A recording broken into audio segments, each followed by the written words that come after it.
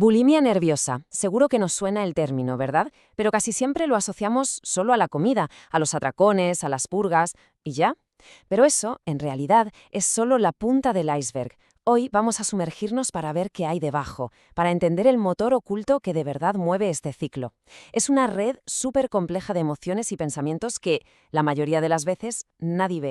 Y de hecho, la propia definición clínica ya nos da una pista enorme. Es interesante fijarse en que no habla de comida, sino de tres conceptos puramente psicológicos: impulsividad, vergüenza y una regulación emocional que no funciona como debería. Y aquí está la clave de todo. No estamos hablando de un mal hábito, sino de una lucha interna muy, muy intensa. Vale, pero entonces, ¿qué es lo que de verdad alimenta este ciclo? ¿Qué hay detrás de esa impulsividad? ¿De dónde viene esa vergüenza tan profunda y esa dificultad para gestionar las emociones? Esa es la pregunta del millón y es justo lo que vamos a desgranar ahora. Para poder entender el porqué, primero tenemos que dibujar, digamos, el mapa del qué. Vamos a ver paso a paso cómo funciona ese ciclo visible, esos comportamientos que se repiten una y otra vez, casi siempre en secreto, en un bucle que parece no tener fin. A ver, todo arranca con lo que se llama la restricción cognitiva. Y ojo, esto no es simplemente hacer dieta, es una batalla mental constante, una presión brutal por controlar qué se come, cuánto. La mente está obsesionada. Claro, esa tensión se vuelve insostenible y es entonces cuando estalla el atracón, una pérdida total de control que se vive como un fracaso absoluto. Y ese sentimiento de culpa, de vergüenza, es el gatillo que dispara el tercer paso, la compensación. Un intento desesperado por borrar lo que ha pasado, por recuperar el control perdido y, ¡boom!, el ciclo se cierra y vuelve a empezar.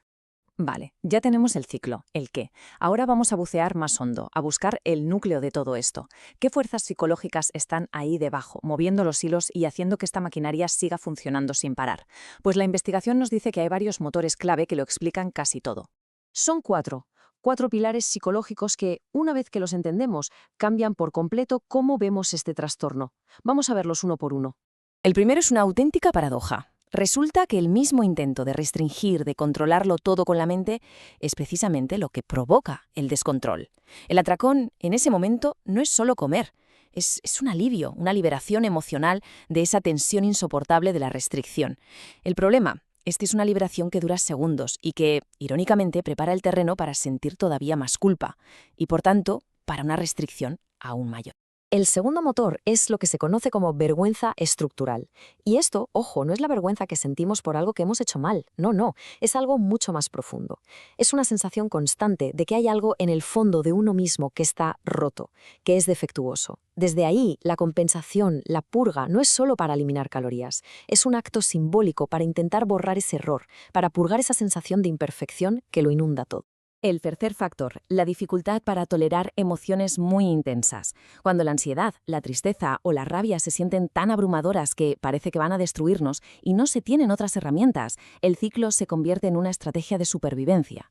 El atracón funciona como una anestesia emocional, como un botón de pausa para no sentir.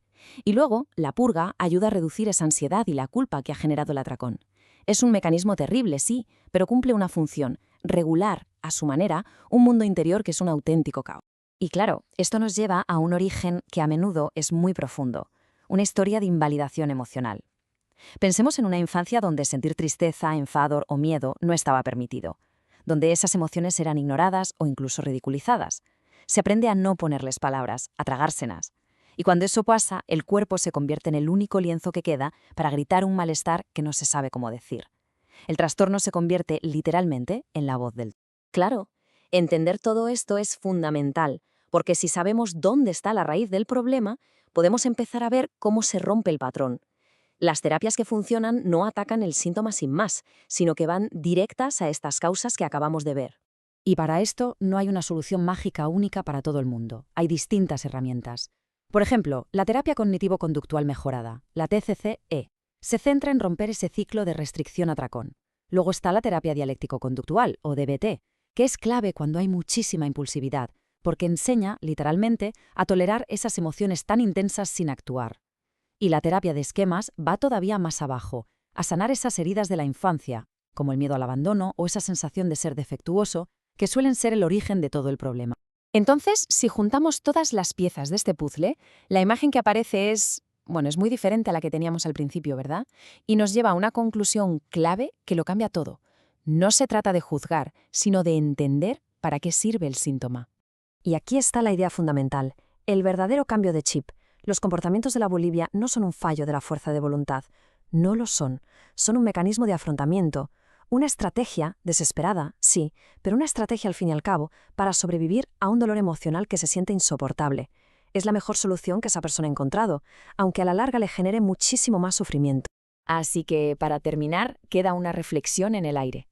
¿Qué pasaría si en lugar de ver la bulimia como una elección o como una debilidad, empezáramos a verla como lo que es en realidad? Un intento de sobrevivir a un dolor que desborda.